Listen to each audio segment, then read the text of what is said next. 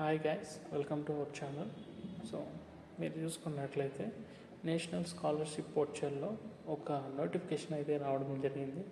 ఇది మెయిన్గా ఎవరైతే ప్రస్తుతం ఫస్ట్ ఇయర్ సెకండ్ ఇయర్ చదువుతున్న విద్యార్థులు ఉన్నారో వాళ్ళకి అప్లికేబుల్ అండి ఇది. సో ఈ స్కాలర్షిప్ని ఎలా అప్లై చేసుకోవాలి, సో దానికి కావాల్సిన డాక్యుమెంట్స్ ఏమేమి అనేది ఇక్కడే డీటెయిల్డ్గా అయితే ఇవ్వడం జరిగింది. వన్స్ మీరు ఈ ఎన్ఎస్పి పోర్టల్కి రాగానే ఇక్కడే మిగతా డీటెయిల్స్ అన్నీ వేసి ఉంటారు, మీరు చెక్ చేసుకోవచ్చు. సో మీరు ఇది చూసినట్లయితే సో ఈ నోటిఫికేషన్ అనేది రీసెంట్గానే రిలీజ్ చేశారండి. సో చాలామందికి తెలియకపోవచ్చు. సో ఈ ఇన్ఫర్మేషన్ని ఎవరైతే ఫస్ట్ ఇయర్ సెకండ్ ఇయర్ చదువుతున్న విద్యార్థులు ఉన్నారో మీకు తెలిసిన వారికి షేర్ అయితే చేయండి. సో మీరు ఇక్కడ చూసినట్లయితే ఓటీఆర్ పక్కన అప్లికేషన్ నో అనేది అయితే ఇవ్వడం జరిగింది. సో ఓటీఆర్ అంటే nothing but one time registration అన్నమాట. సో మీరు దాని పక్కనే అప్లై అనే రిజిస్ట్రేషన్ అప్లికేషన్ అయితే ఉంటుంది. దాన్ని ఓపెన్ చేసి సో మీ బేసిక్ డీటెయిల్స్ అయితే అడుగుతుందండి. మీ నేము, మీ కాలేజ్ నేము, మీ ఆధార్ డీటెయిల్స్, బేసిక్ డీటెయిల్స్ అయితే అడుగుతుంది.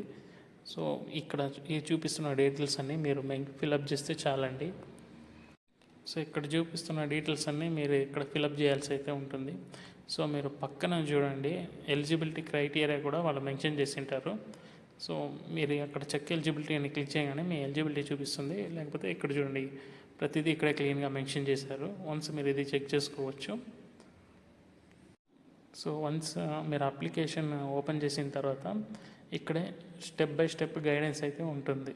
సో ఆధార్ నెంబర్ వేసి మీరు ఓటీపీ రిజిస్ట్రేషన్ చేసుకోవాలంటే వన్ టైం రిజిస్ట్రేషన్ అనేది ఇక్కడ రిజిస్ట్రేషన్ చేసుకోవాల్సి ఉంటుంది. సో మీరు వన్ టైం అక్కడ ప్రొసీడ్ అని ఇచ్చేసి ఎంటర్ చేసిన తర్వాత మీరు నెక్స్ట్ పేజ్కి అయితే వెళ్తారు.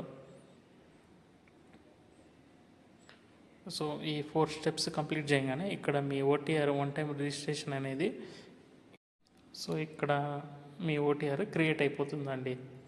సో ఫర్దర్ నెక్స్ట్ స్టెప్స్ కూడా అక్కడే మెన్షన్ చేస్తారు. 1 by 1 చేసుకుంటూ వెళ్ళిపోవాల్సిందే.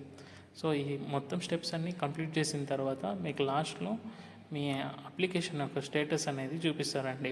సో మీరు అప్లై చేసిన వెంటనే అక్కడ స్టేటస్ అనేది వెరిఫై అని చూపించదు. ఒక 3 to 4 days వెయిట్ చేసిన తర్వాత మీరు ఈ స్కాలర్షిప్కి అప్లికేబుల్ అయితే మీకు కంపల్సరీ ఆ స్టేటస్ దగ్గర ఎనేబుల్ అని ఒక నోటిఫికేషన్ అయితే రావడం జరుగుతుందండి. సో దాన్ని బట్టి మీరు మీ అకౌంట్ని చెక్ చేసుకుంటే అమౌంట్ అయితే మీ అకౌంట్ ఏదైతే డీటెయిల్స్ ఇక్కడ ప్రొవైడ్ చేసి ఉంటారో దానికి క్రెడిట్ అవుతుంది.